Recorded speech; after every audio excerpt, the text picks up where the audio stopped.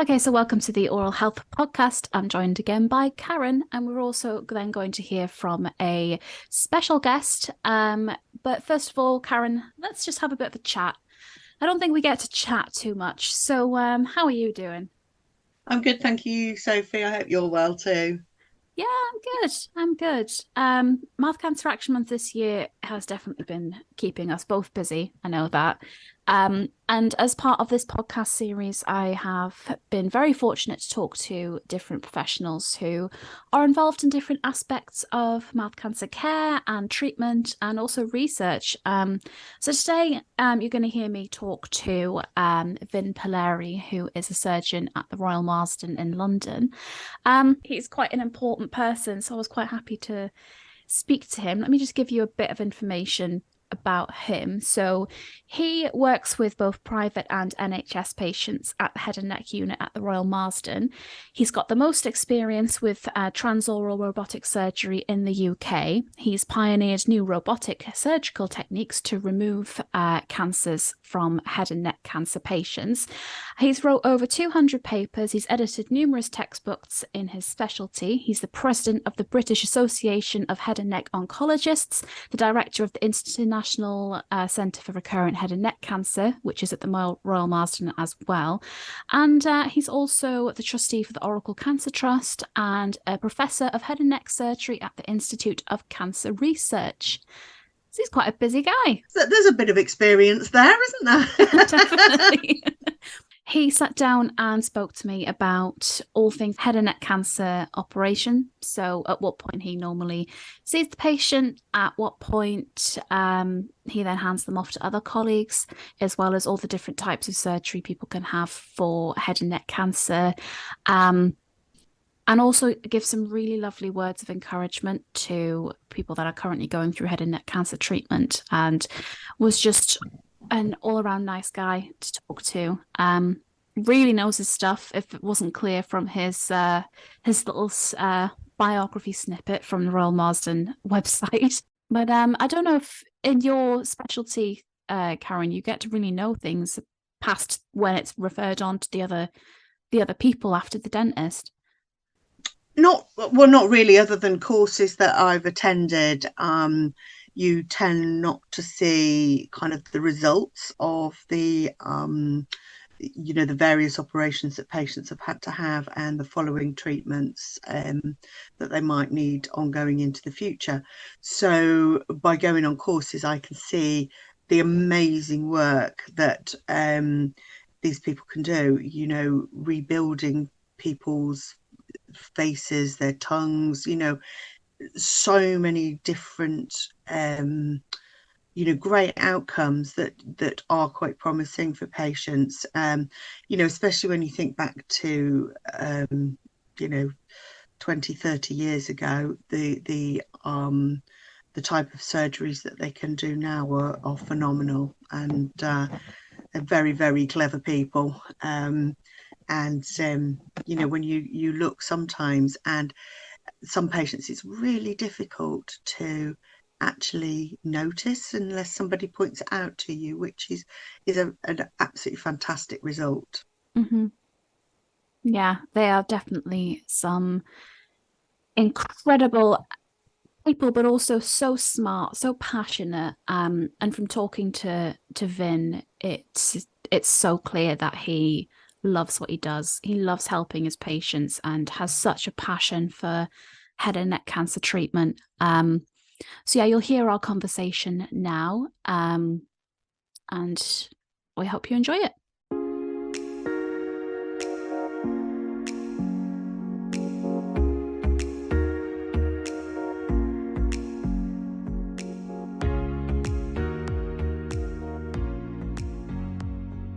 My name is Vinidh Paleri. I'm a consultant head and neck surgeon at the Royal Marsden Hospital in London.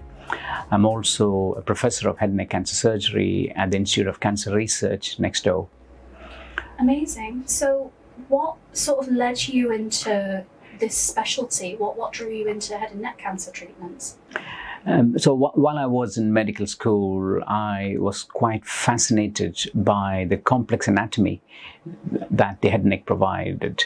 Additionally, as I saw patients later in the third and fourth year, the difficult problems that head and neck cancer patients presented with, the difficult issues they had in dealing with the cancer, and the life they were provided with after cancer treatment, all drew me to it, because I just wanted to help that particular group of patients who had these issues with head and neck cancer. Head and neck cancer is unique in that once we go ahead and treat the cancer arising in one of these organs, we fundamentally alter what it means to be human.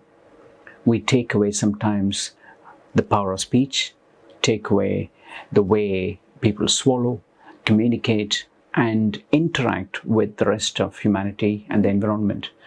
And to me, that was challenging, and that is something I wanted to work with for the rest of my life. And that is why I took up head and neck cancer as a specialty. It is a really interesting point, yeah. Now talk just a little bit about what head and neck cancer actually is, because that can include quite a lot of different types of cancers.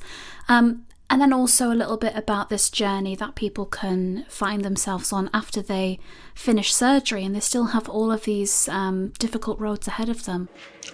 The term head and neck cancer is an umbrella term that covers many different cancers, from the collarbone to the jawbone. This includes cancers in the mouth, in the throat, in the nose, in the voice box, in the ears as well. You can get cancers in the ears.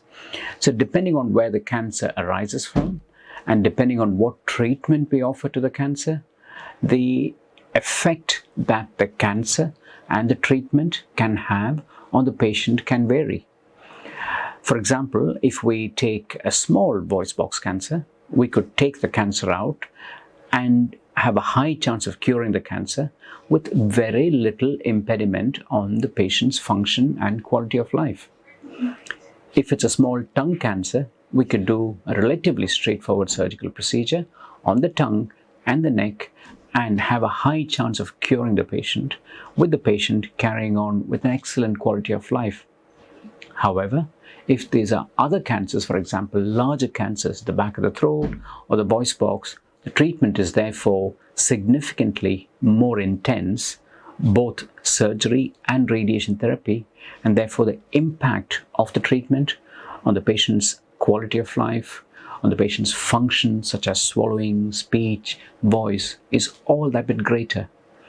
So once treatment is completed, most head and neck cancer patients, and sadly because most of them come to us at a later stage, need significant support in the longer term, well after treatment. And we're talking about 5 years plus after treatment, because head and neck cancer treatment, sadly, as things stand now, leaves patients with long-term side effects. Not only have they had to deal with the cancer, with the worries about cancer, the worries about cancer treatment success, but then they're left with longer term issues many years after treatment is finished. Yeah, it's very true. Now, when we think about cancer treatments, radiotherapy comes up an awful lot, and it's especially common, I think, with mouth cancer. A lot of the people that we spoke to that have underwent radiotherapy have said that this was one of the most challenging parts of their treatment. What can someone with head and neck cancer, or anyone, really expect from radiotherapy when they're going into their sessions? So radiotherapy is an integral part of head and neck cancer treatment, along with surgery and with chemotherapy. Radiation therapy is, by its nature, a prolonged treatment, because we can only give so much radiation treatment per day, and that's based on good, high quality data that we have accrued in the past. For this reason, radiation therapy is quite a prolonged treatment. The minimum course is about 4 weeks, and sometimes it goes up to 7 weeks based on the extent of the tumor and the radiation doses required for patients. So the lead up to radiation therapy can be a week to 2 weeks because it takes that amount of time to prepare patients for radiation therapy. For instance, we will have to get a new planning scan done. We have to assess kidney functions. We'll have to get specific molds done to ensure that patients stay in the same place day after day for the 6 to 7 weeks of radiation therapy. So all the planning is required for 2 weeks.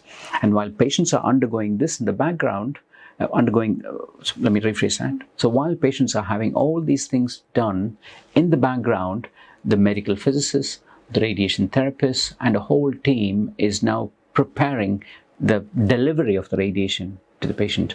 So they're meticulously mapping out the tumor, deciding which parts of the tumor receive what doses, which parts of the neck that don't show tumor receive a lower dose, and which organs need to be avoided from the radiation field. So a lot of planning is going on in the background. Hence the 2 weeks. That's a lead up to radiation therapy. And once the radiation starts, it's only a short treatment every day, maximum half an hour while you get you on the table, and the mold is placed, radiation therapy is given.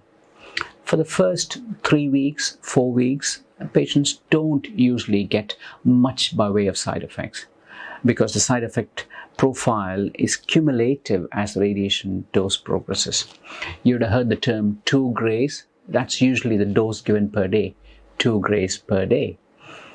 And the doses are given Monday to Friday.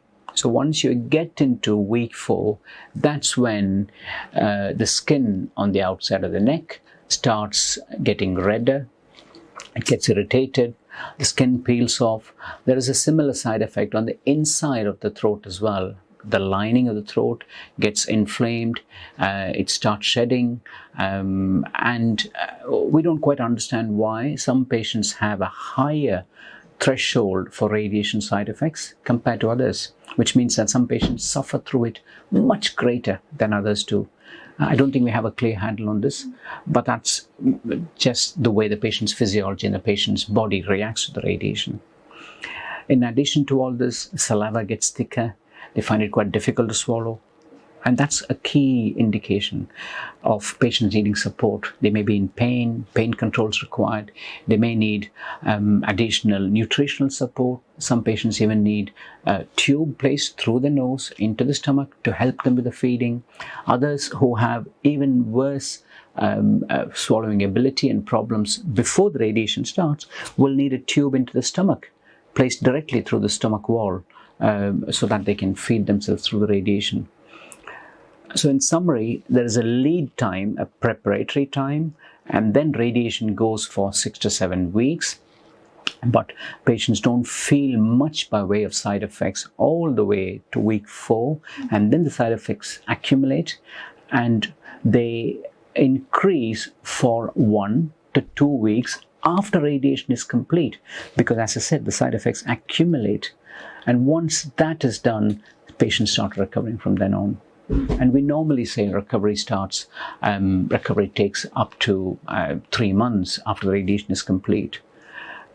So it's sadly a prolonged process.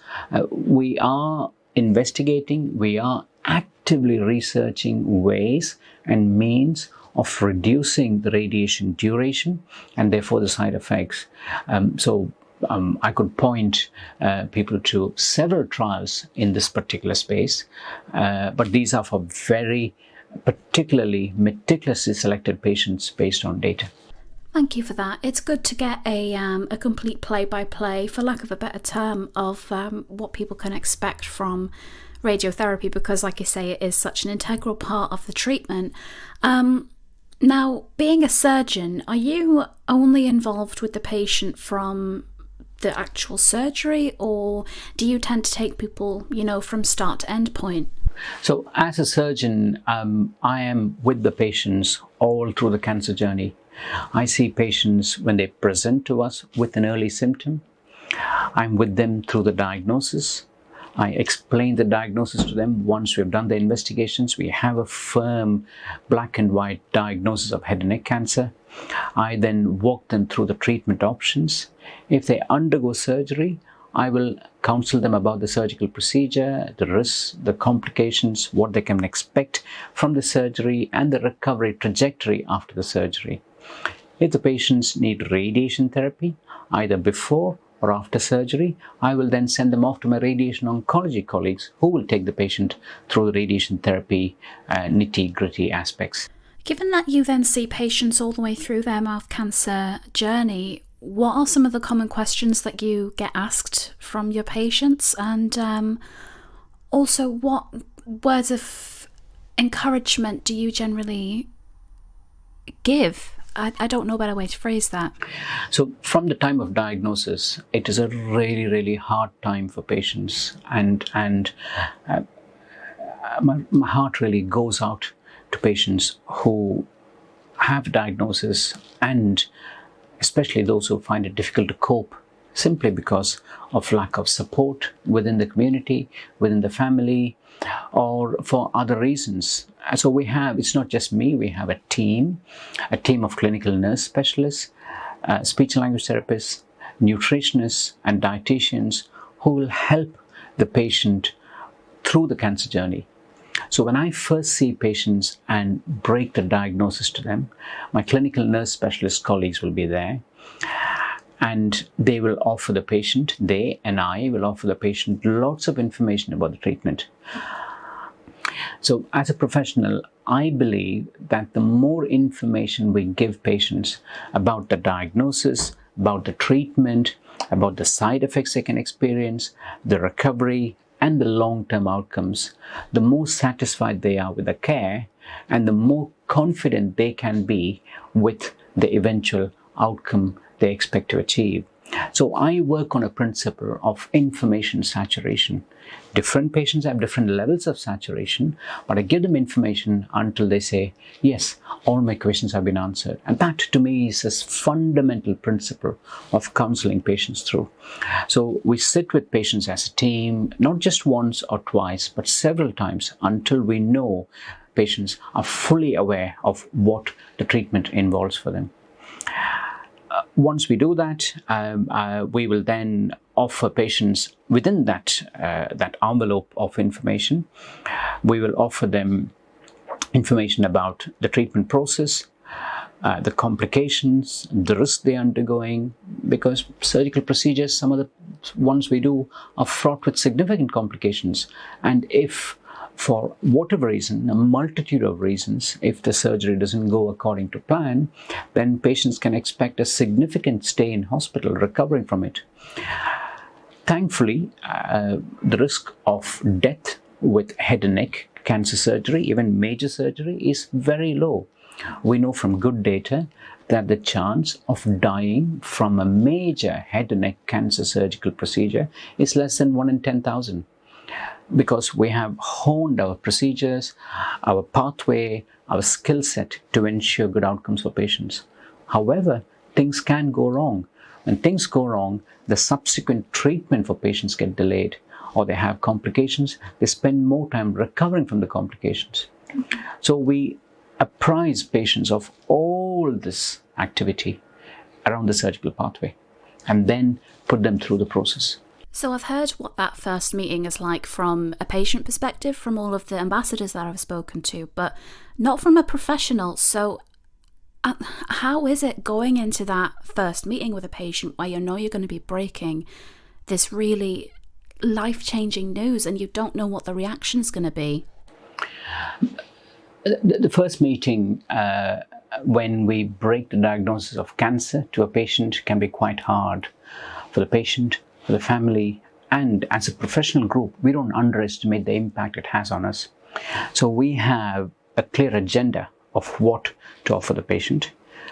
Many times we have a clear plan of what the treatment will be, but other times we are led by what patients want as well. So we go to the meeting and we explain what the diagnosis is. We offer the patient the treatment we are recommending as a multidisciplinary team, or the options for treatment we are recommending as a team. Once that is done, we then try and elicit the patient's preferences. Many times the patients are in shock and cannot pick up all that information easily. So we therefore take a step back and we say, we don't have to make any decisions today. You can go away, consult with your family, bring in more family members, you can sit down and chat again. We never pressure patients into making a decision on that day, because that would be not the right thing to do for several reasons. So as I said, information saturation is key, and for some patients, they can pick up the information in that first meeting quite quickly. Others work at a different pace, and we're very happy to drip feed information on an ongoing basis. So it may take one or more than one, sometimes up to 3 or 4 meetings for patients to fully understand what the treatment involves, what the toxicities are, what the complications are, the side effects, and the recovery from the treatment. And we, as a team, with the right professional groups, will sit down and discuss this extensively with our patient groups. When it comes to the surgery options, do patients get to choose what operations they undergo, or is it very cut and dry and there isn't really any options for them to choose from? It's just, you have to have this, you have to have X, Y, Z, or is there a bit of freedom there? Can they sort of pick what they want, what surgeries they want to undergo? They can. So many times when patients are counseled for surgery, we explain to them what the surgical procedure involves, what our preferred technique is for doing this. Sometimes patients come back and say, I'd like this and not that. And within limits of oncological expertise and within limits of cancer treatment, we do flex with the patient's needs. And some patients have very clear views on this, and we respect them and go with the patients. But whichever treatment it is, we ensure that we elicit patient preferences and try and abide and respect those preferences for treatment. For mouth cancer, the operation depends on where the cancer arises from. In the UK, one of the most common mouth cancers is one that occurs on the tongue. And in that case, we need to take out the cancer with a sufficient margin of normal tissue around it, and then send it to pathology for assessment. And based on the stage of the cancer, we will also do what we call a lymph nodal dissection, where we take away the lymph nodes in the neck from the jawbone to the collarbone. And in some patients who have a much larger defect after the cancer is removed, we then have to reconstruct that with skin from elsewhere. So these are some of the common mouth operations we do. We also do other times entities like removal of the jawbone and reconstruct that with bone from the leg. We sometimes have to take out the cheekbone. Those are other operations we do, again reconstruct with bone from elsewhere. So a lot depends on what the site of the cancer is and what the stage of the cancer is, and the defect we're left with after that surgical treatment to decide what's the way to reconstruct that defect. Out of the different types of mouth cancer and head and neck cancer that you see, what's generally the most common? I know that you've said tongue cancer is very common, but what about things like lip cancer? How common do they tend to be? So in the UK, mouth cancer is one of the most common cancers. Voice box cancer is going down in numbers, and that's because we've had a good anti-smoking policy. Cancer of the throat and the back of the throat arising from the tonsil and the back of the tongue is increasing in numbers, and that's because of the human papilloma virus induced cancer at the back of the throat. That's the way the numbers are playing out in England. However, worldwide, the picture is slightly different in that mouth cancer is significantly more common in other parts of the world where smoking is prevalent, where use of chewing tobacco is prevalent, and as is reverse smoking and other practices. Now, just as a final note to end on, if you had any words of advice, any words of encouragement or comfort to someone that is either currently undergoing mouth cancer treatment or is a close friend or family member of someone that is undergoing mouth cancer treatment, what would your advice be to those people who might be listening? So if you're presented with a diagnosis, I have a few bits of advice for you. Number one, don't lose hope. the UK is an excellent place to receive mouth cancer treatment.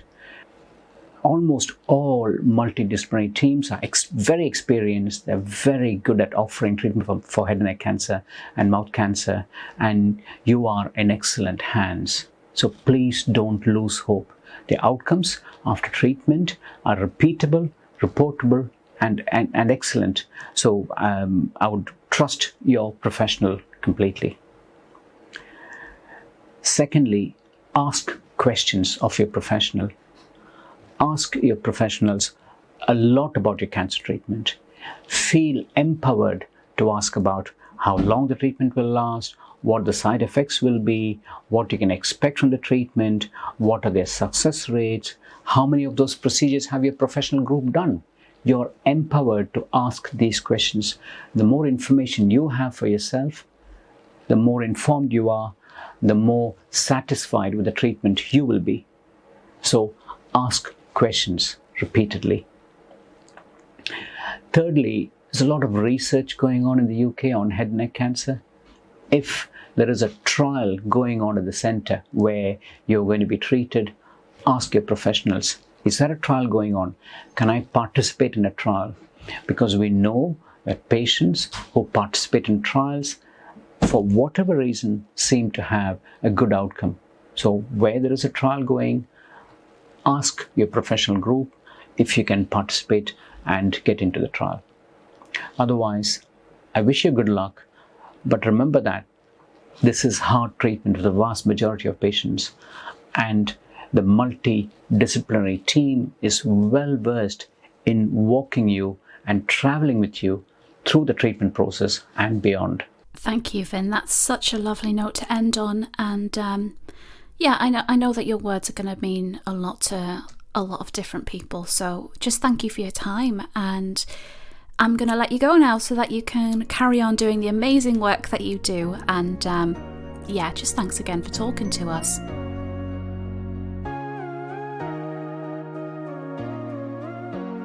I don't know if I've ever spoken to someone that's more engaged with their patients, more like just such a human perspective on what must be such a tough job. And yeah, we really appreciate him spending some time with us. Karen, if people want some more information about head and neck cancer, specifically mouth cancer, because that's what we sort of deal with, where can they go?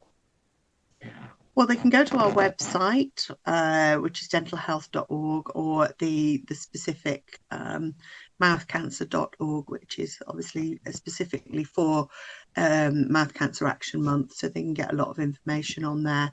But there is, speaking to somebody who is actually treating patients, and the empathy and the experience and the expertise that he has, patients are in such good hands when they're visiting somebody that is able to treat them like that. Mm-hmm. Yeah, and if you want to follow along with the campaign and see some of the video clips from the interview that we did with Professor Paleri as well, they'll be on our YouTube channel as well as across all our social medias. If you just search Mouth Cancer Action Month across any platform, you should find us. But if not, at mouthcancer.org on Twitter and Facebook, at Oral Health Foundation on Instagram. And I think a nice thing to end with there is just to echo Vin's message of don't lose hope. You're in fantastic hands, and just keep on keeping on. Absolutely.